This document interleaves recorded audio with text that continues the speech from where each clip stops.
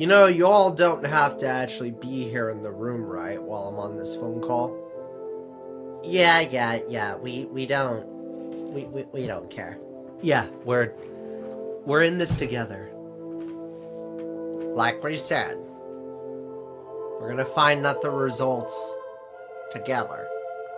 Yeah. Yeah. Your family. Yeah. Your family. You've taken care of me. And me. And especially me. You've been on several missions, sacrificing more than enough for us. And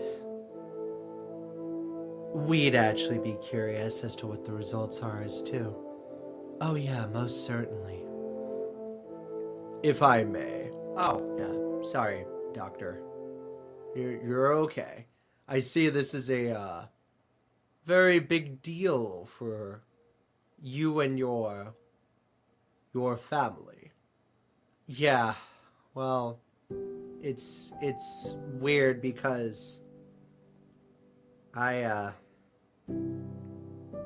I was born on Earth, from Earth J2000, and I was physically born a human, but I've done DNA tests before with my father years ago, but that was only a human test of my genetic makeup. I've never had a DNA test on a cosmic scale. He's a little wound up. How long has he been waiting for these results? It's been what, almost 2 years? Like a year or two? Maybe more? It's been a while. Well, before I begin giving you your results, I want you to know something. Typically with a lot of patients that I deliver the news to and talk to, at the end of the day, it really doesn't change as much as you would think.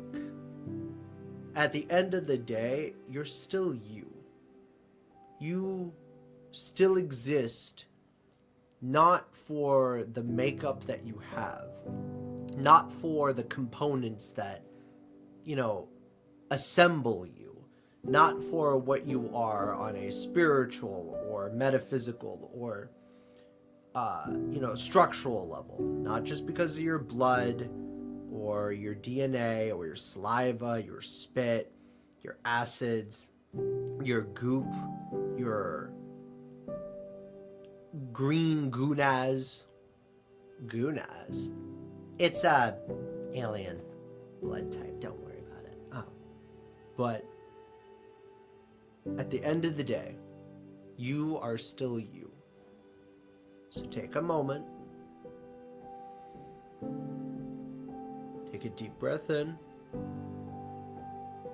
And then slowly exhale.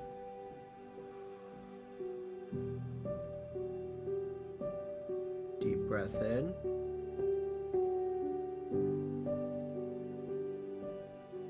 Exhale. Once more.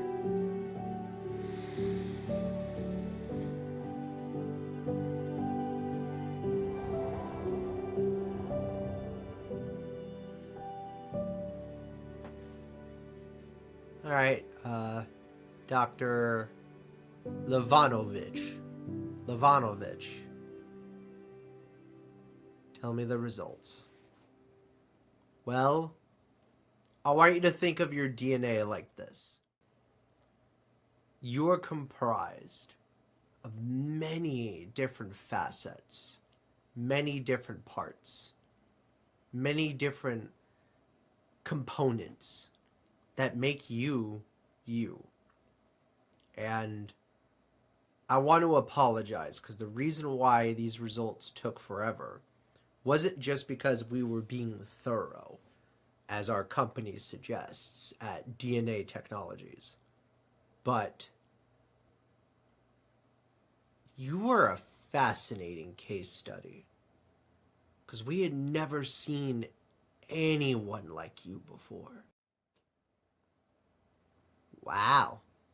Okay, so Johnny is definitely unique then. Yeah. Huh. Okay, well, Crash slash, well, Johnny. That's already off to an interesting start. While your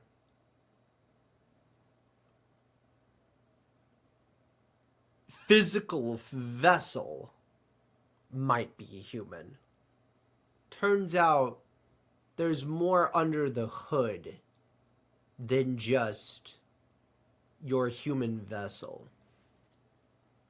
Interesting. See, kind of goes like this. We ran through some tests, and we have concluded that as far as your physical being, right? Your vessel, the vessel that you use, right? Mm-hmm. That is indeed 100% human. Okay. Yes. Got it. So his body is human. The husk that holds it all is human.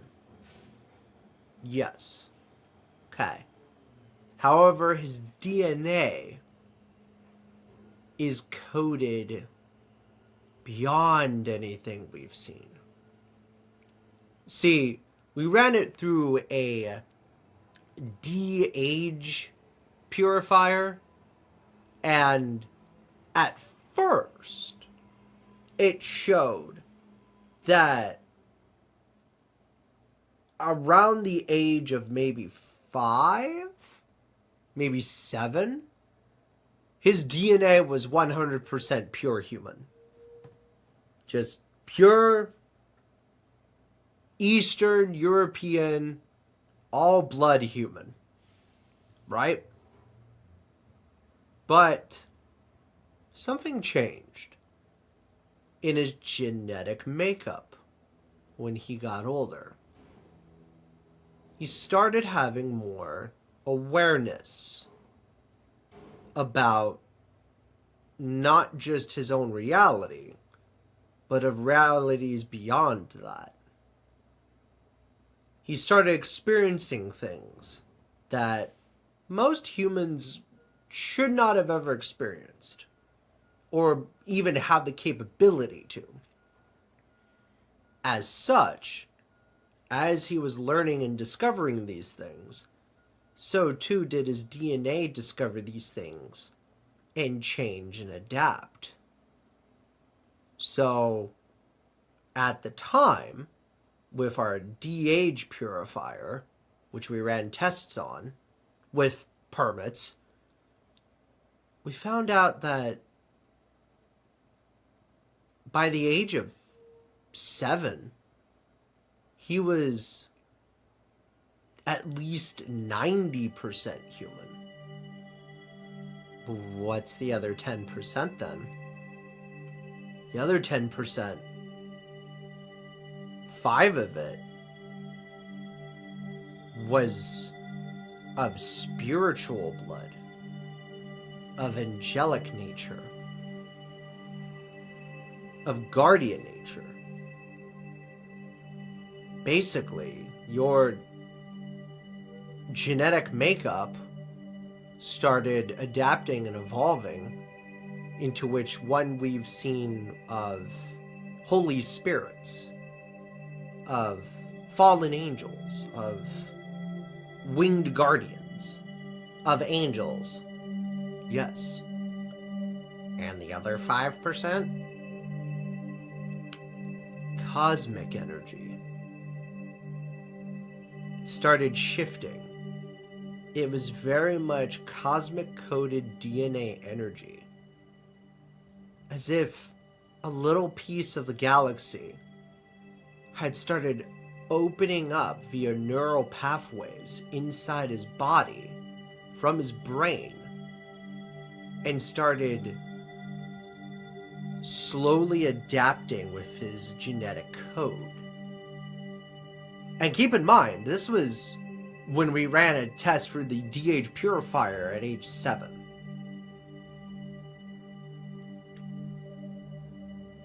By about 12, that had rapidly changed. He was 85% human. 85% of his human DNA was changed. Wow. So 85% of his DNA was human.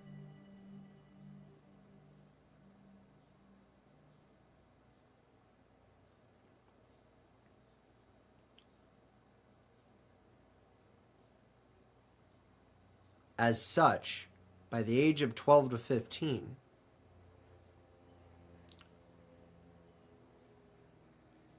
his angelic DNA increased from 5%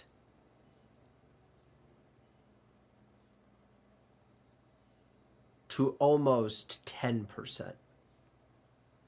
At the time when we ran the results, it was about like 7 to 8%. With the other remaining percent slowly shifting towards his cosmic universal DNA. Huh. And this was when I was 12? Well, do you remember having any sort of spiritual epiphanies or cosmic enlightenment by the time you were 12? Something that changed the structure of who you were? Well, I think around 10 to 12 was when I had seen the transmissions of Fooly Cooley before and learned what NO was, and I started studying and learning the ways of NO. So, I'd be honest, I am a doctor. Did you run any sort of experiments on yourself?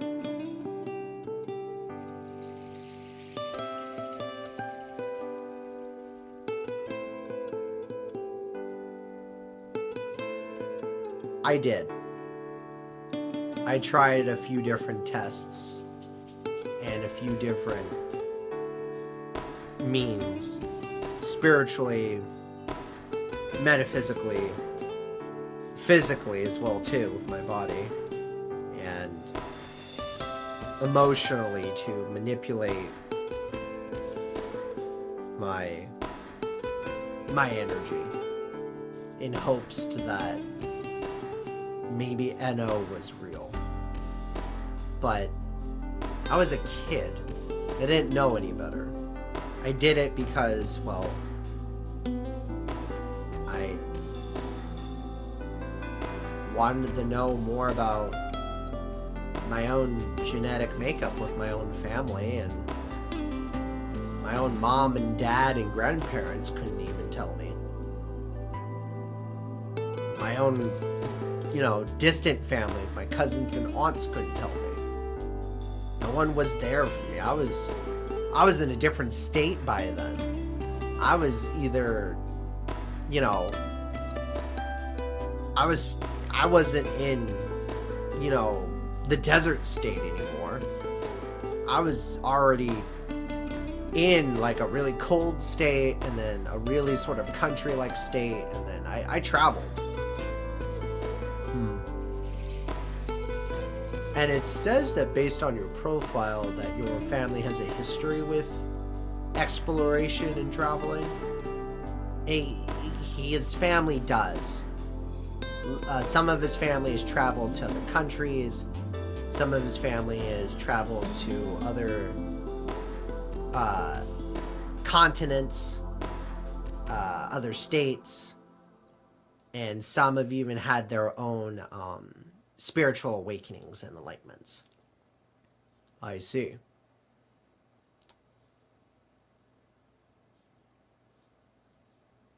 How much of a change would you say you'd think you'd have by the time you reached, let's say, your early adulthood, let's say 18 to 20?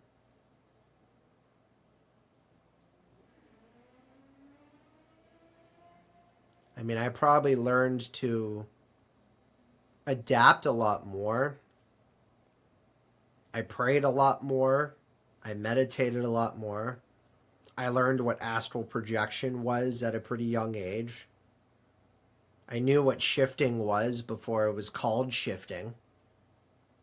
And I spent a lot of time by myself for the most part until I was about maybe 17, 18. I didn't have many friends until high school. Hell, I didn't even have many friends until I transferred before high school to all the other schools.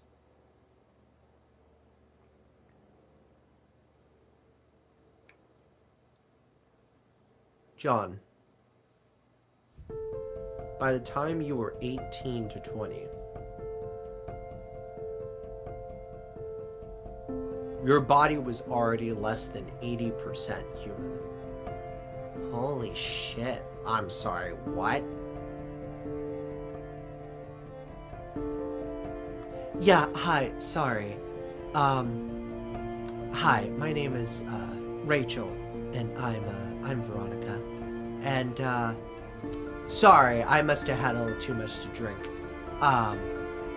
Did you say that our child's body was less than 80% human by the time he was 18 to 20? Yes, that is correct.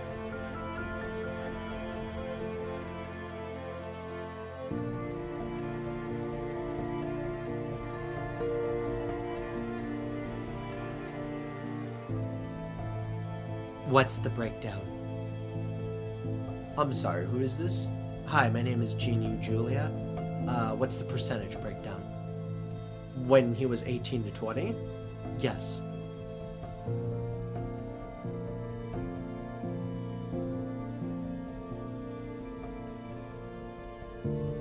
%79 human.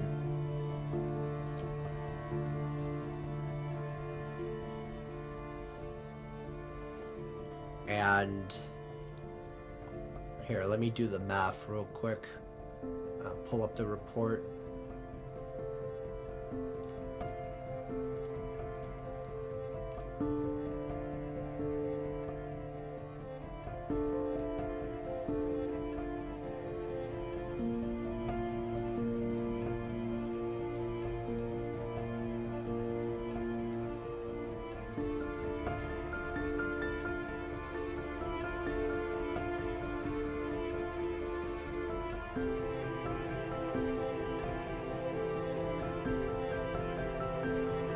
Yeah, no, here we go. 79% human. 20% cosmic celestial being / universal energy encoded into his DNA, and then 19% spiritual angelic DNA. Basically, you know, at the time, he could have been legally qualified as a citizen of the heavens above. Like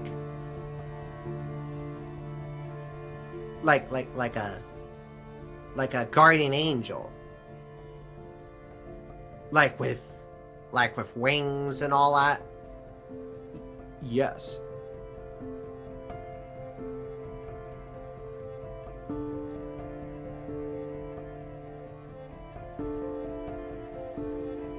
Huh. Wow. Oh my god.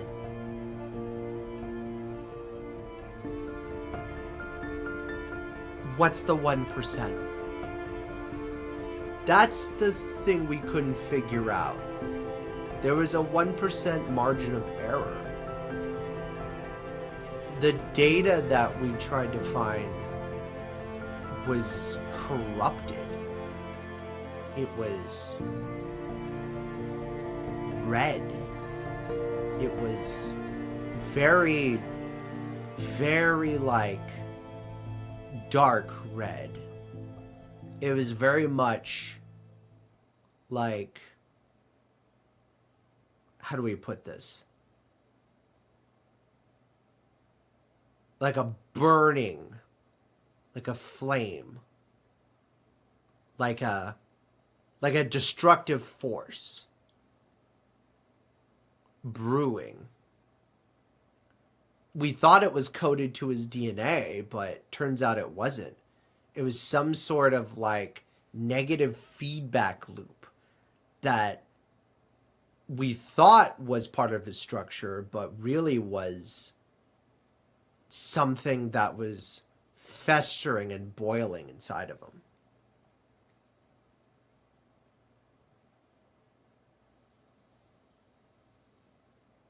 So where does that bring to us now? Yeah, now I'm curious. Well, if we're going based on the last batch of results, by the time he was about 25, he was about 75% human, with more of that leaning towards his angelic side and again his cosmic side. But that margin of error grew from 1% to about almost 5%. It was a dark, very violent force.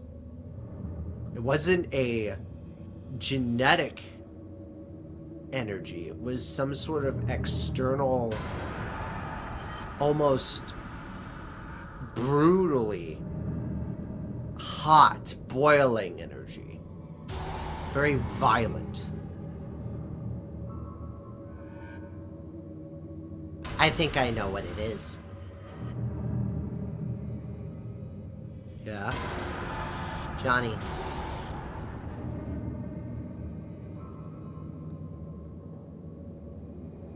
When did you move and jump timelines?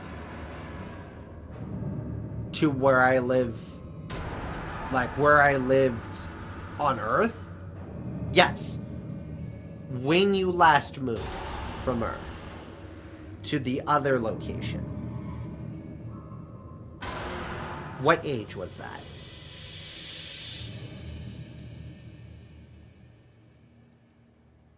Well, I'm 33 now.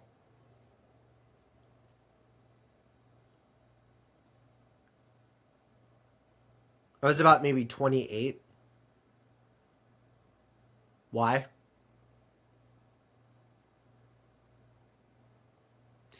What were the results when he was 28?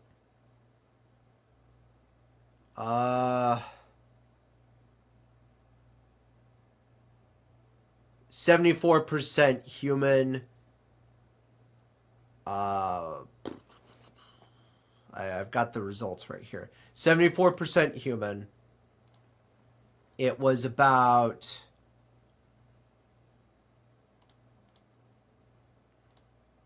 12% angelic, 12% cosmic, and about 2% that external energy.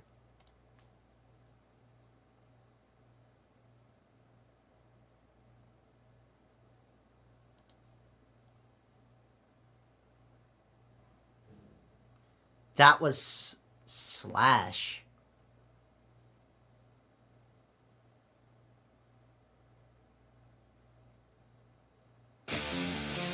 That's right!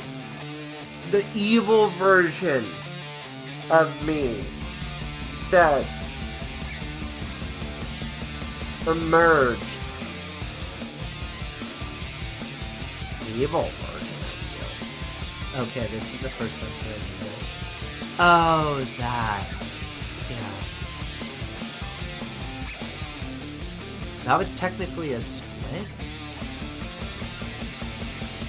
It wasn't a split as it was. We thought it was an alternate timeline version. Well, whatever it was, as its doctor, it definitely was an external source. So Slash must have been harboring and festering inside of my body as a pure source of external hatred and energy built up from my anger over the years. So much so that, combined with all my NO, spiritual energy, and cosmic energy, all that excess hate and anger got channeled into the external source. Huh. So in a way,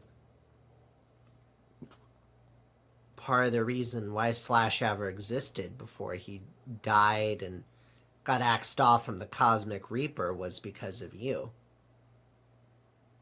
You'll have to give me the backstory on that another day. Yeah. So then, Dr. Livonovich, where am I at now? Well, as of the current results, you are 70% human. At least, again, only in terms of a physical state. As far as your, again, his vessel, his shell. Yes, correct. What does that leave the other 20%? Yeah. Well,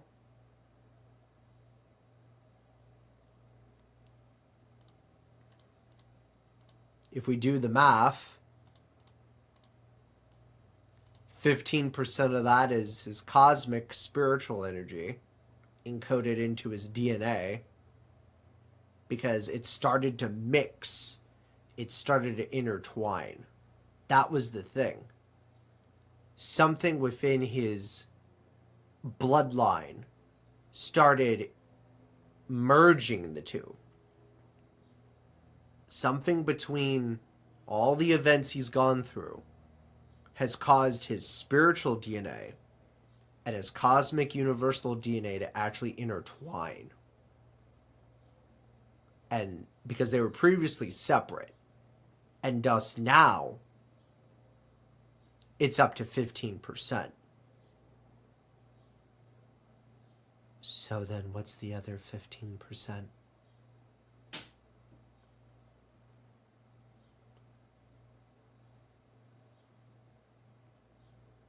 The other 15 to an extra 5% is in fact alien DNA.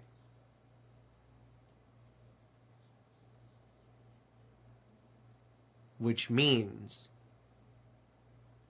that, legally speaking, across the multiverse,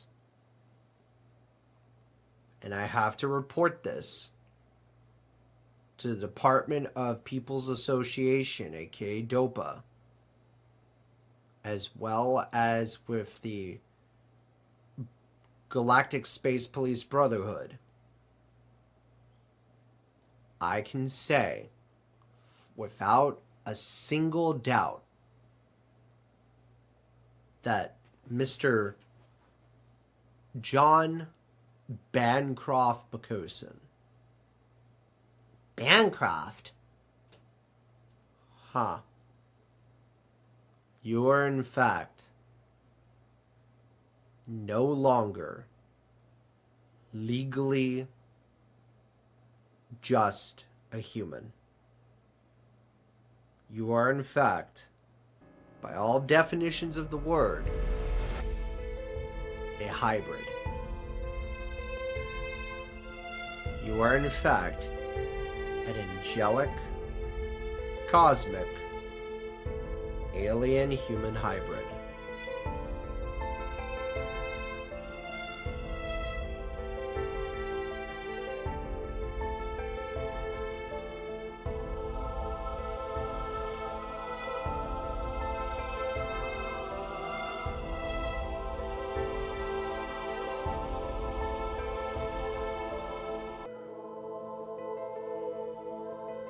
So, that's it then, huh? Yeah, in a nutshell, you're no longer human anymore.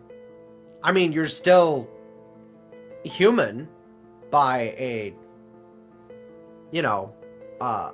good percentage, but there's now at least 20 to 30% of your genetic makeup that no longer consists of human.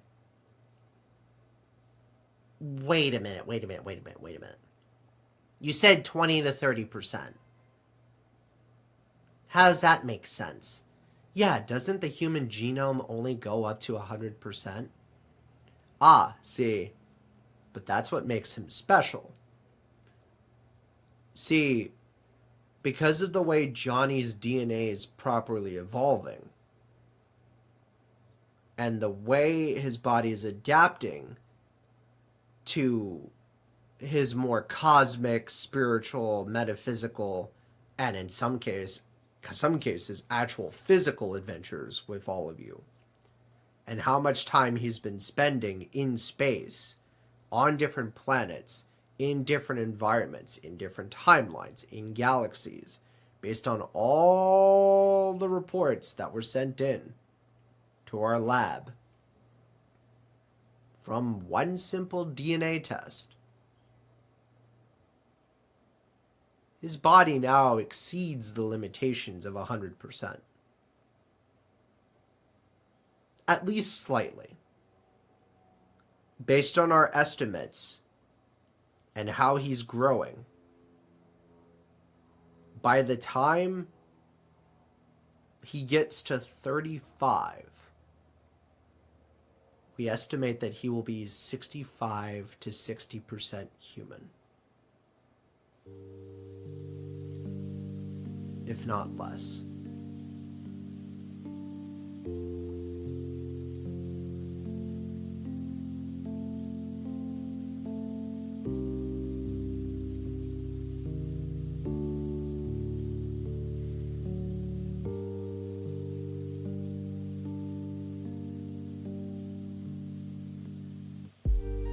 Doc, if what you're saying is true,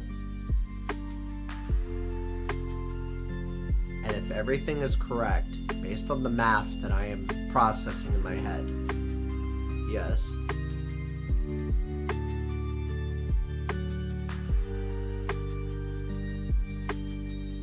What you just said,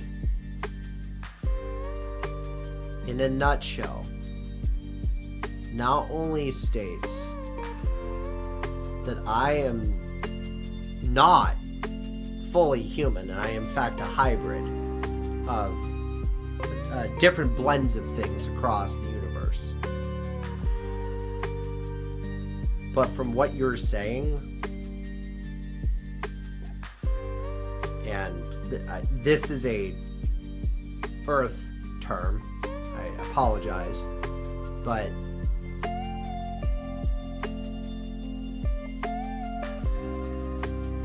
you basically just said that my body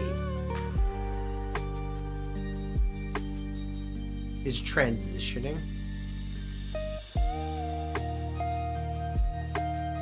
In layman's terms, yes. Yes. You are transitioning.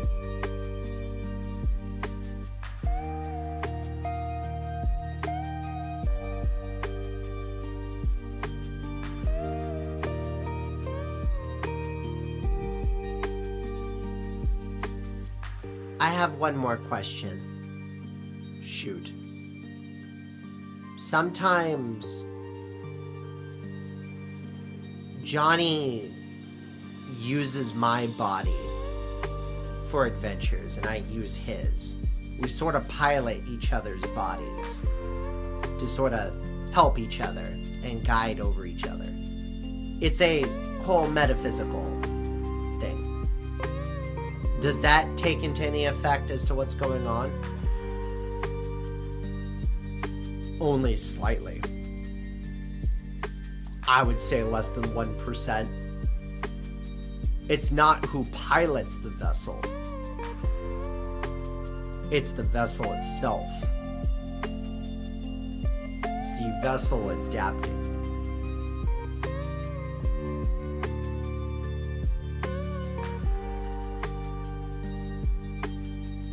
Holy shit.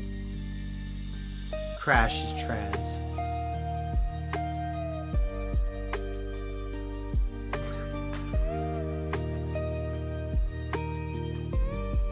Wow. Oh my god.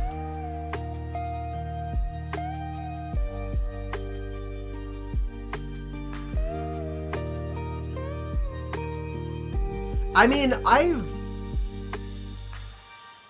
I came out a long while ago as they, them, but like, that was just because I felt more comfortable with those pronouns as they, them.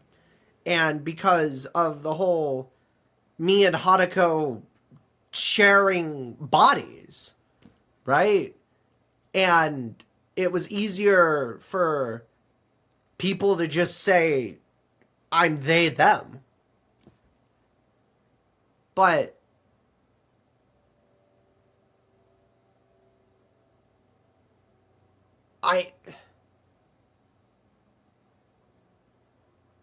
But me identifying as pan wouldn't affect this, would it? No. Again, pronouns are not what affects this. How you identify yourself is not what affects this.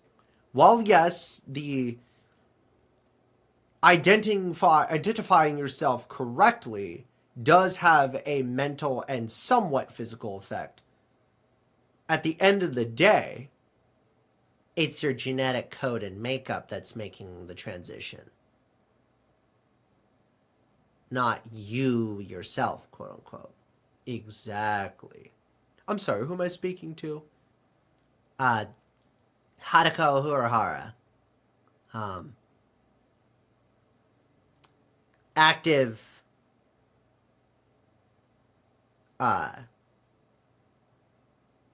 first class space patrol officer of the Galactic Space Police Brotherhood.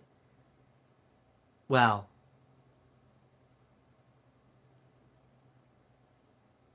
for now. What do you mean for now? We have something to tell you another day. Oh. Oh. Oh? I'm sorry if I'm interrupting anything. We're gonna tell you about that another day. But, you know what?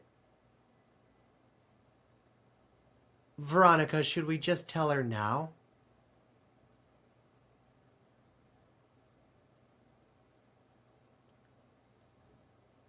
We'll say it in a different way. Hadako Urahara. Yeah. You're being promoted. From first class?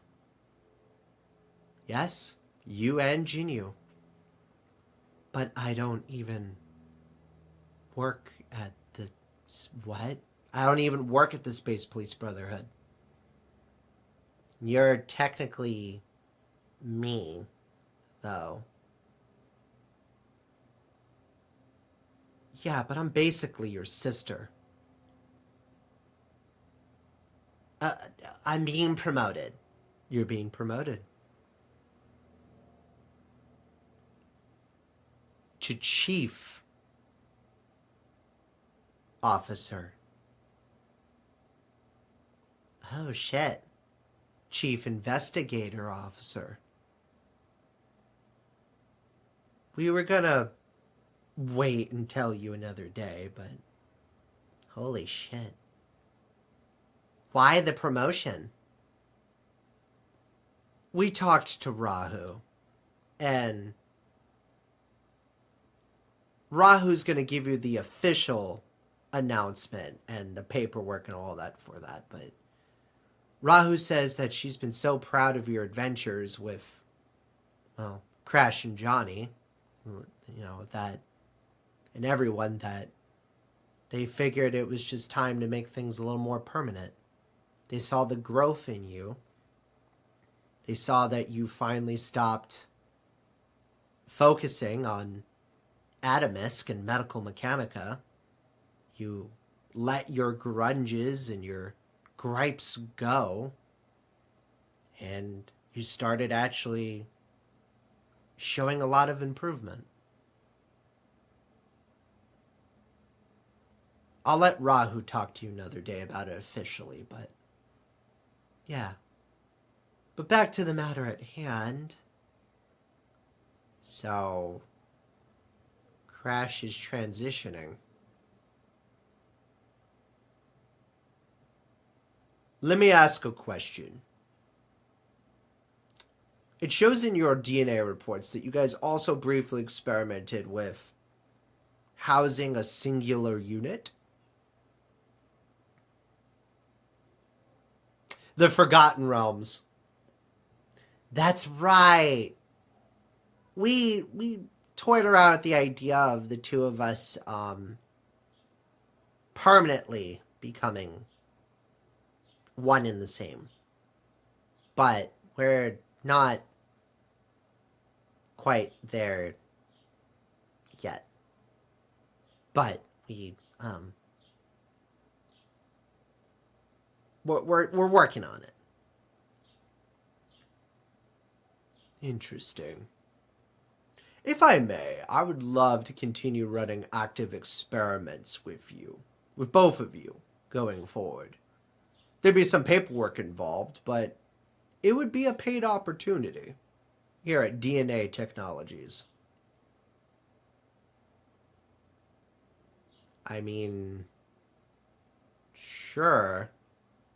Yeah. If it means better evolving the science behind all of this, then yeah. But as of now, Sir Jonathan Bancroft Bacosin, aka Crasheth Smasheth, as of right now, you are in fact 70% human. And as such, because of the lower amount, you no longer legally qualify as a human. You are in fact a hybrid that is transitioning into something different.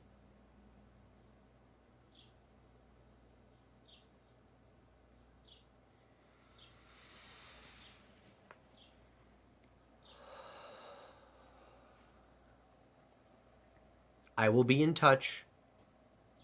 I have sent you a telegram and an email with my contact information, my private number, along with the rest of us at DNA Technologies. If you have any more questions that come up after this call. For now, take the time and process all this.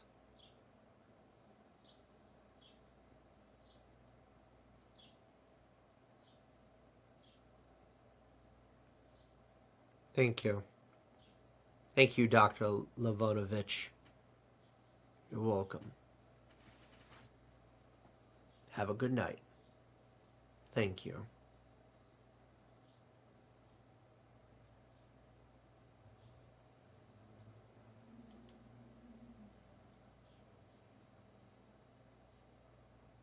Wow. Holy shit. Wow.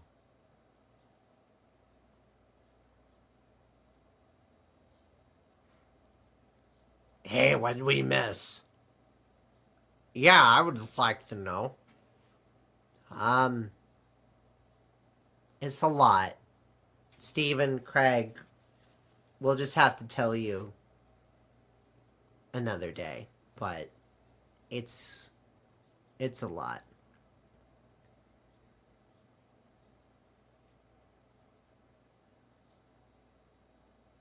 Are they good results? They're results. They are results. But we think right now he needs time to process it. A lot of time.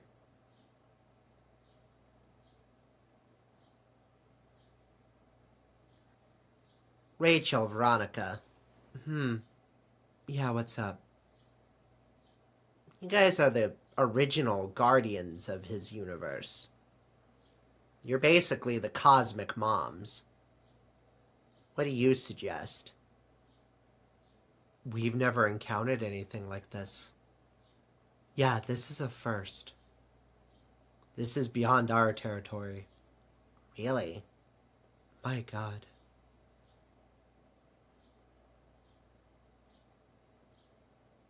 It's a lot to process.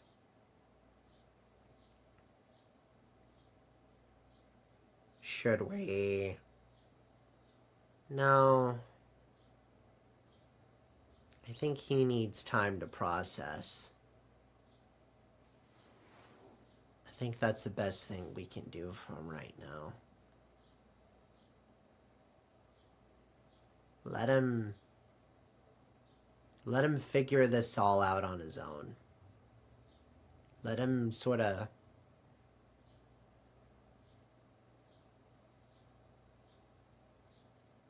let him figure it out.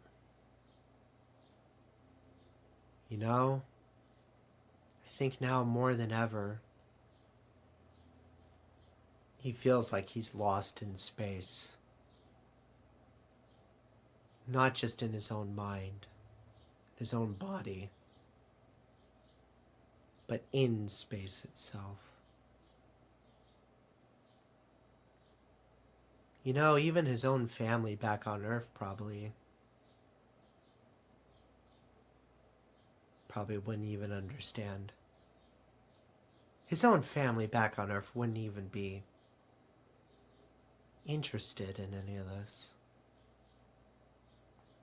I don't think any of his friends would realize how significantly important this all is either.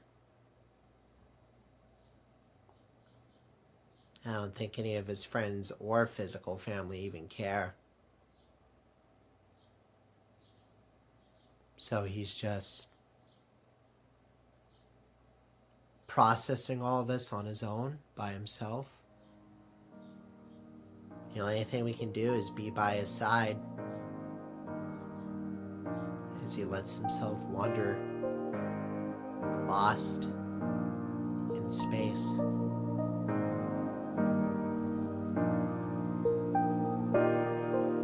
I wash away in your river of gold. I'm losing days on these bending roads, and I'm lost in the waters. Your light is my shore. I'm searching for answers, 'cause all